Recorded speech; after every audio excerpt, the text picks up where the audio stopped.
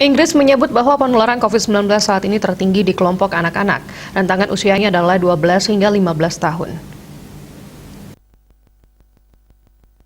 Penasihat Senior Masalah Kesehatan Pemerintah Inggris, Chris Whitty mengatakan pada Rabu 22 September hampir semua anak yang tidak divaksinasi akan terinfeksi. Dikutip kantor berita Antara, Whitty mengatakan kepada anggota parlemen bahwa penularan substansial pasti terjadi pada kelompok usia tersebut. Inggris mencatat 34.460 kasus COVID baru pada Rabu dan rata-rata memiliki lebih dari 20.000 kasus harian baru sejak akhir Juni.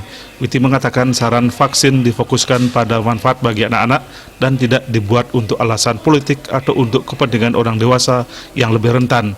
Ia mengatakan program vaksinasi tidak akan terlalu mengganggu sekolah dibandingkan jika anak-anak tertular COVID-19. Sebagian besar anak-anak yang saat ini tidak terinfeksi COVID akan terkena virus tersebut.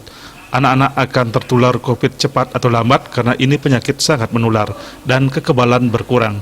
Whitty mengatakan vaksin akan mengurangi risiko infeksi hingga 50%.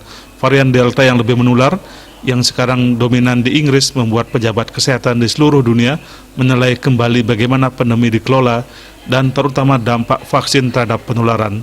Bali Post melaporkan.